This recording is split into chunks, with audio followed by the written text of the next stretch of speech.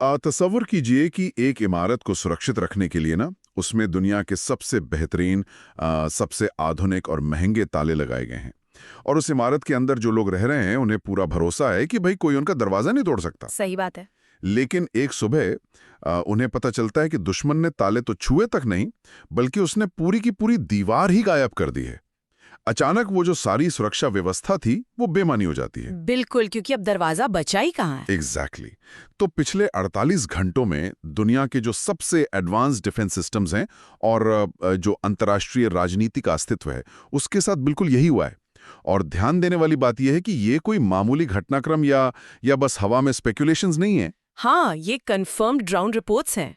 Intelligence sources अब इस बात की तस्दीक कर रहे हैं कि रशिया ने लगभग 1000 RS-28 सरमात न्यूक्लियर मिसाइल्स, जिन्हें आमतौर पर हम नेटो या वेस्टर्न मिलिट्री अलायंसेस की भाषा में सेटन 2 कहते हैं, वो ईरान को ट्रांसफर कर दिए। 1000 मिसाइल्स।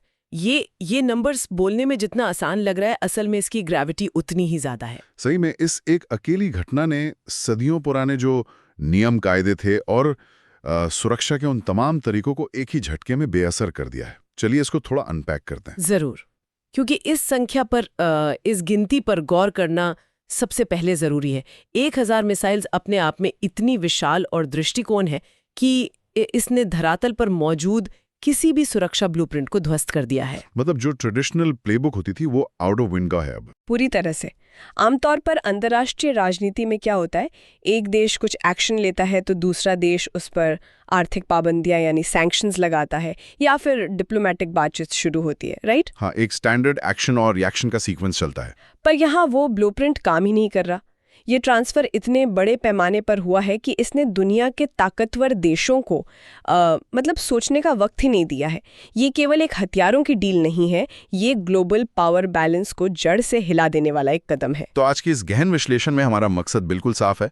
हम इस चर्चा में इन मिसाइल्स की टेक्निकल ताकत को समझेंगे, साथ ही वेस्टर्न इंटेलिजेंस की उस हैरत अंगेज नाकामी को एक्सप्लोर करेंगे, जिसके चलते मतलब इतनी बड़ी संख्या में वेपन्स ट्रांसफर हो गए और किसी को भनक नहीं लगी। हाँ, और इजराइल का जो रिएक्शन है वो भी काफी क्रूशल है इसमें। बिल्कुल, इजराइल ने जो 48 घंटे का अल्टीमेटम दिया है उसकी क्या मजबूरियां हैं, और सबसे जरूरी अमेरिकन डिटरेंस के फेल होने के मायनों को हम गहराई से एनालाइज करेंगे। एक बात यहाँ शुरू में ही स्पष्ट कर दूं कि इस पूरी चर्चा में हमारा मकसद किसी देश का पक्ष लेना नहीं है। राइट, हम किसी राजनीतिक विचारधारा को सही नहीं ठहरा रहे हैं। हाँ, हमारा लक्ष्य सिर्फ और सिर्फ सोर्सेज में मौजूद जानकारी, ग्राउंड रियलिटी और उसके पीछे जो जियोपॉलिटिकल मैकेनिक्स काम कर रहे हैं उन्हें समझना है। आने वाले कल पर इसका क्या असर पड़ेगा ये जानना इसलिए अहम है क्योंकि अब पुरानी दुनिया के नियम आगे लागू नहीं होंगे। बिल्कुल सही कहा। तो सवाल वहीं से शुरू करते हैं जहां से इन मिसाइल्स का सफर शुरू हुआ। आखिर इतनी बड़ी संख्या में, मतलब दुनिया की सबसे भारी और खतरनाक मिसाइल्स एक देश से दूसरे देश में चली गईं और किसी ने उन्हें बीच रास्ते में इंटरसेप्ट क्यों नहीं किया? देखिए, इस सफर की डिटेल्स में ही अंतर्राष्ट्रीय राजनीति का एक बहुत बड़ा पैराडॉक्स छुपा है। जो सोर्सेज बता रहे हैं उसके अनुसार ये कोई कवर्ट ऑपरेशन नहीं था। मतलब ऐसा नहीं था कि चोरी छुपे अंधेरे में कुछ किया गया हो। ओह, तो स्टेट स्पॉन्सर्ड था पूरा। हाँ, ये एक स्टेट लेवल का खुला स्ट्रेटेजिक डिसीजन था। इन मैसिव मिसाइल्स को रशिया के अंदर उनके रेल नेटवर्क के जरिए कैस्पियन सी तक लाया गया। अब यहाँ कैस्पियन सी की भौगोलिक स्थिति को समझना बहुत जरूरी हो जाता है। राइट, ज्योग्राफी प्ले में आती है यहाँ। एग्जैक्टली। ये एक इनलैंड वाटर बॉडी है, यानी चारों तरफ से जमीन से घिरी हुई एक झील, जिसके किनारे मुख्यतः रशिया और ईरान से लगते हैं। तो इसका नतीजा ये होता है कि यहाँ वेस्टर्न नेवीज, उनकी सबमरीन्स या उनके मैरीटाइम सर्वेलेंस शिप्स की पहुंच बिल्कुल जीरो है। वेट, बिल्कुल जीरो? मतलब अमेरिका वहाँ कुछ मॉनिटर नहीं कर सकता पानी में? पानी में नहीं। एक बार जब मिसाइल्स कैस्पियन सी के पोर्ट्स पर पहुंच गईं, तो उन्हें रशियन मिलिट्री वेसल्स के जरिए सीधे ईरान के अंडरग्राउंड बंकर्स तक पहुंचाया गया। और इस पूरे मूवमेंट को कवर करने के लिए रशिया ने एक चाल चली। क्या चाल थी वो? उन्होंने अपने सदर्न मिलिट्री डिस्ट्रिक्ट में विशाल मिलिट्री एक्सरसाइजेस शुरू कर दी। एक स्मोक स्क्रीन क्रिएट किया गया ताकि ये पूरी एक्टिविटी बिल्कुल नॉर्मल लगे। ये तो वही बात हुई कि किसी ने सबके सामने से हाथी निकाल लिया और लोग सिर्फ एक्सरसाइज के नाम पर धूल उड़ती देखते रह गए। पर यहाँ दिमाग में एक बहुत ही लाजमी सवाल आता है। हाँ, पूछिए। वेस्टर्न इंटेलिजेंस एजेंसीज के पास आसमान में ऐसी एडवांस सैटेलाइट्स हैं जो जमीन पर चल रही एक गाड़ी की नंबर प्लेट तक क्लियर पढ़ सकती हैं, राइट? तो क्या उन सैटेलाइट्स ने 1000 जायंट मिसाइल्स का ट्रेन और शिप्स के जरिए मूव होना मिस कर दिया? यहाँ सबसे हैरान करने वाली बात यह है कि सैटेलाइट्स ने इस मूवमेंट को बिल्कुल भी मिस नहीं किया था। हैं? सच में? हाँ, जो इंटेलिजेंस डेटा एनालाइज करने वाली टीम्स होती है ना, उन्होंने इन मिसाइल्स की आवाजाही और मिलिट्री एक्सरसाइज के नाम पर जो एक अनयूजुअल पैटर्न चल रहा था, उसे रिकॉर्ड किया था। उन्हें डिस्क्रिपेंसी साफ दिख रही थी वहां पर। तो फिर एक्शन क्यों नहीं लिया गया, अगर सब पता था तो? देखिए, समझने वाली बात यह है कि ये किसी कलेक्शन फेलियर का नतीजा नहीं था। ये असल में डिसीजन मेकिंग फेलियर का सबसे बड़ा उदाहरण है। यही वो इंटेलिजेंस पैराडॉक्स है जिसका फायदा अथॉरिटेरियन सरकारें हमेशा उठाती हैं। अच्छा, यानी सिस्टम का फ्लॉ। एग्जैक्टली। डेमोक्रेटिक सिस्टम्स में किसी भी हाई रिस्क मिलिट्री एक्शन को लेने से पहले, जैसे कि किसी दूसरे देश के शिप्स को रोकना या उन पर डायरेक्ट हमला करना, आपको 100% सर्टेनिटी चाहिए होती है। वहाँ चेक्स एंड बैलेंसेस होते हैं, पार्लियामेंट और नेशनल सिक्योरिटी काउंसिल के डिबेट होते हैं। तो जब तक उन डेमोक्रेटिक इंस्टीट्यूशंस में इस डेटा पर बहस चल रही थी कि भाई क्या ये वाकई मिसाइल्स हैं या सिर्फ मिलिट्री एक्सरसाइज का एक हिस्सा हैं, तब तक ऑथोरिटेरियन सिस्टम ने अपना पूरा ऑपरेशन बिना किसी रुकावट के खत्म कर लिया, क्योंकि उन्हें किसी पार्लियामेंट या पब्लिक ओपिनियन की मंजूरी नहीं चाहिए। वो रिस्क लेने की स्पीड में हमेशा आगे रहते हैं। मतलब रेड टेप और प्रोसेस की वजह से इतना बड़ा ट्रांसफर हो गया। हाँ, अगर अमेरिका या नेटो को उस वक्त इंटरफियर करना था तो उन्हें सीधा रशिया के मिलिट्री शिप्स पर अटैक करना पड़ता, और बिना 100% गारंटी के कि उन शिप्स में वाकई न्यूक्स हैं, कोई भी डेमोक्रेटिक लीडर रशिया के साथ सीधे युद्ध का रिस्क लेने को तैयार नहीं था। सही बात है, न्यूक्लियर पावर्स डायरेक्ट एंगेज थोड़ी करती हैं। बिल्कुल। नतीजा ये हुआ कि वॉशिंगटन में सोच विचार चलता रहा और वहां ईरान के उन अंडरग्राउंड बंकर्स में मिसाइल सेट हो गई जिन्हें रशियन इंजीनियर्स में सालों की मेहनत से पहले ही तैयार करके रखा था। ये डिले सिर्फ और सिर्फ डेमोक्रेटिक सिस्टम के तरीके की वजह से हुआ। सही वक्त पर फैसला ना ले पाने की ये कीमत सच में बहुत बड़ी साबित हुई है। तो अब जब ये मिसाइल्स ईरान के अंडरग्राउंड बंकर्स में पूरी तरह से सेट हो चुकी हैं, तो आगे की फिजिक्स को समझना थोड़ा जरूरी हो जाता है। हाँ, टेक्निकलिटीज पर आना पड़ेगा। आखिर इन सेटान 2 या RS-28 सारमाट मिसाइल्स में ऐसी क्या खास बात है जिसकी वजह से पूरी दुनिया के डिफेंस सिस्टम्स, जिसमें खरबों डॉलर्स खर्च किए गए, वो एक रात में बिल्कुल कबाड़ या ऑब्सोलीट साबित हो गए? इस सवाल का जवाब सारमात के डिजाइन और मैथमेटिक्स में छुपा है। देखिए, सारमात कोई आम बैलिस्टिक मिसाइल नहीं है जिसे आप सिंपली ट्रैक करके गिरा दें। सबसे पहली चीज है इसकी रेंज, जो लगभग 18,000 किलोमीटर है। 18,000 किलोमीटर, यानी दुनिया का कोई भी कोना बच नहीं सकता। बिल्कुल। ईरान की जमीन से ये दुनिया के किसी भी हिस्से में अपने टारगेट को हिट कर सकती है। लेकिन रेंज से भी ज्यादा डेंजरस इसका थ्रो वेट है, जो करीब 10 मेट्रिक टन का है। 10 मेट्रिक टन सिर्फ पेलोड? हाँ, एक आम मिसाइल अपने साथ 1 या 2 वॉरहेड ले जाती है, लेकिन सारमत इस विशाल थ्रो वेट के कारण MIRVs कैरी करती है, यानी multiple independently targetable re entry vehicles. एक सिंगल सारमत मिसाइल अपने साथ 10 से 15 अलग अलग वॉरहेड्स ले जा सकती है। अगर इस MIRV तकनीक को आसान शब्दों में समझें, तो क्या एक ऐसी स्पेस बस का तस्वुर किया जा सकता है जो पहले अंतरिक्ष में जाती है और फिर वहां से ऑर्बिट में घूमते हुए अपने अलग अलग स्टॉप्स पर अलग अलग पैसेंजर्स यानी इन वॉरहेड्स को ड्रॉप करती है? ये बहुत ही एक्यूरेट एनालॉजी है, और हर एक वॉरहेड हवा में ड्रॉप होने के बाद अलग दिशा में अपनी मंजिल की तरफ बढ़ता है। अब मैथ्स लगाइए। 1000 मिसाइल्स का मतलब हुआ 15,000 अलग अलग न्यूक्लियर वॉरहेड्स। ओ बाप रे! एग्जैक्टली। और तुलना के लिए देखें तो अमेरिका की पूरी न्यूक्लियर ट्राइड, जिसमें उनके लैंड बेस्ड साइलोज, सबमरीन्स और हवा में उड़ने वाले बॉम्बर्स शामिल हैं, उन सबको मिलाकर भी उनके पास लगभग 1500 डिप्लॉयड स्ट्रेटेजिक वॉरहेड्स हैं। वेट, यानी अमेरिका की पूरी ताकत 1500 है और ईरान के पास अचानक 15,000 आ गए? हाँ, एक सिंगल ट्रांसफर से ईरान के पास अब अमेरिका से 10 गुना बड़ी डिलीवरी कैपेसिटी है। पर देखिए, यहाँ एक छोटा सा कॉन्ट्रडिक्शन दिखता है मुझे। दुनिया भर में खासकर इजराइल और अमेरिका के पास आयरन डोम है, एरो 3 है, एजीज जैसे एडवांस्ड इंटरसेप्टर सिस्टम्स हैं। हाँ, एंटी मिसाइल शील्ड्स। तो क्या इन एडवांस्ड एंटी मिसाइल सिस्टम से इन वॉरहेड्स को हवा में नहीं रोका जा सकता? इन पर तो सालों से काम हो रहा है। या मैथ और फिजिक्स इन डिफेंस सिस्टम्स का बिल्कुल साथ नहीं देते। सरमात की दो ऐसी खासियतें हैं जो इन तमाम इंटरसेप्टर्स को फिजिकली और मैथमेटिकली बेअसर कर देती हैं।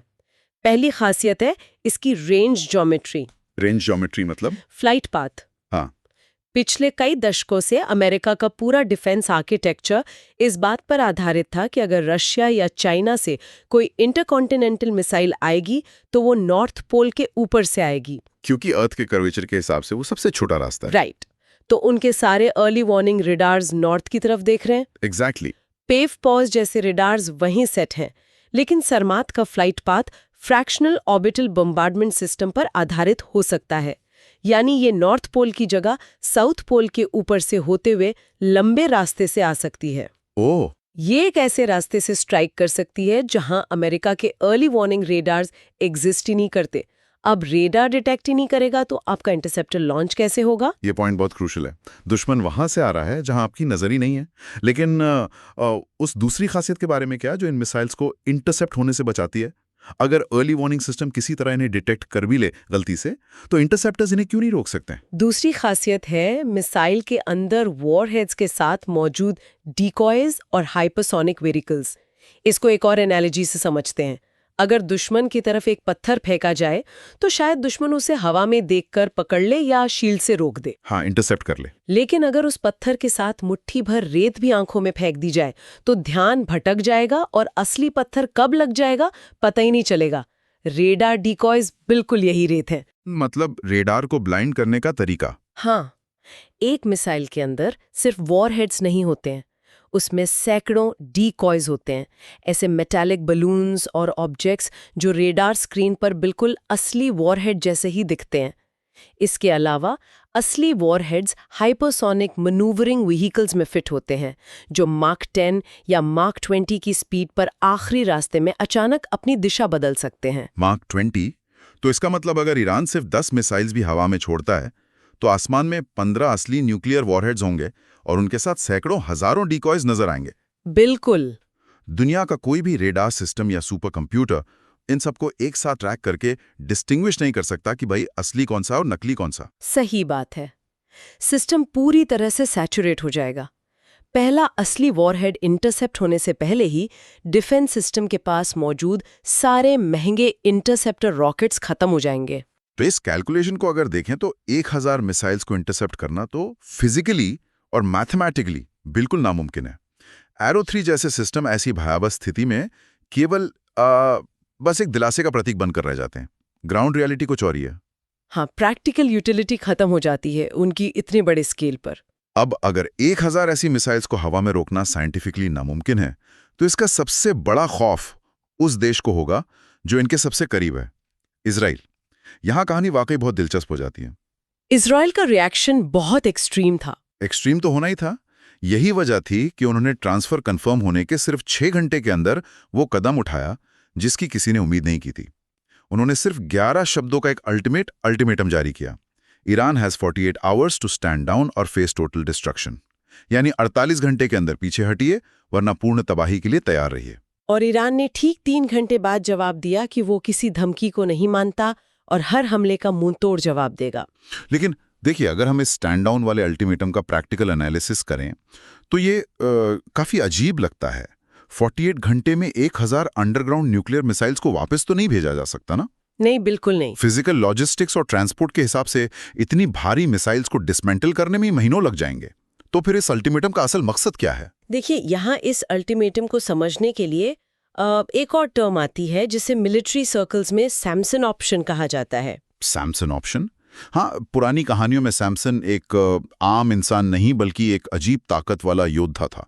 जब दुश्मनों ने उसे बंदी बना लिया और वो चारों तरफ से घिर गया तो आखिर में उसने उस इमारत के बड़े खंबे गिरा दिए जिसमें वो खुद खड़ा था।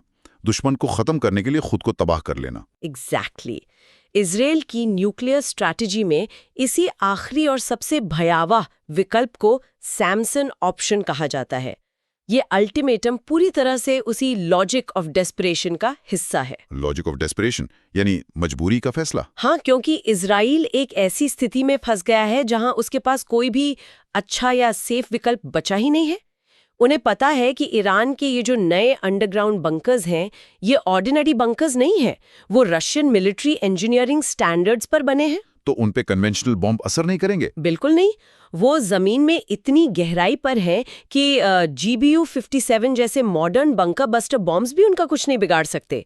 अगर इजराइल को इन बंकर्स को डिस्ट्रॉय करना है और इन 1000 मिसाइल्स को लॉन्च होने से रोकना है, तो उन्हें अपने टैक्टिकल न्यूक्लियर वेपन्स का इस्तेमाल करना ही पड़ेगा। पर अगर इजराइल ने ईरान पर फर्स्ट स्ट्राइक के रूप में न्यूक चला दिया, ये तो सीधे वर्ल्ड वॉर 3 शुरू कर देगा। वही तो प्रॉब्लम है, ग्लोबल ट्रीटीज टूट जाएंगी और बाकी जितने भी न्यूक्लियर पावर्स हैं वो इस युद्ध में खींच आएंगी।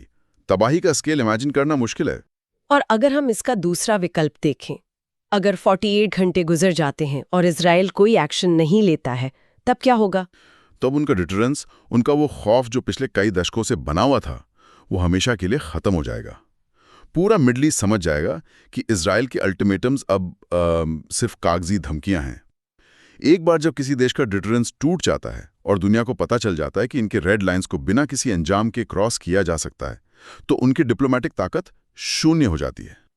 तो दोनों ही सिचुएशंस इजराइल के लिए एग्जिस्टेंशियल क्राइसिस है। हमला किया तो दुनिया खत्म, और नहीं किया तो उनका अस्तित्व खत्म। हाँ, इजराइल जानता है कि ये नया शस्त्र भंडार उनके अस्तित्व के लिए सबसे बड़ा संकट है और बिना एक्शन के वो इसे नॉर्मलाइज नहीं होने दे सकता। इस पूरे भयावह संकट के बीच उस ग्लोबल सुपर पावर की भूमिका सबसे ज्यादा सवालों के घेरे में आ जाती है, जिसने पिछले 80 सालों से ग्लोबल सिक्योरिटी की गारंटी ले रखी थी, अमेरिका।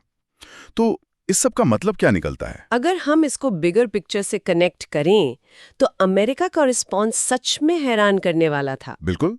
रिपोर्ट्स बताती हैं कि इस इंसिडेंट के बाद सुबह 3:14 बजे यूएस प्रेसिडेंट को जगाया गया और नेशनल सिक्योरिटी काउंसिल की एक इमरजेंसी मीटिंग बुलाई गई, जो बिना रुके 14 घंटे तक चली। लेकिन नतीजा क्या निकला? सिर्फ डी-एस्केलेशन की अपील। यह जवाब एक कॉन्सेप्ट में छुपा है जिसे स्ट्रेटेजिक ओवर एक्सटेंशन कहते हैं।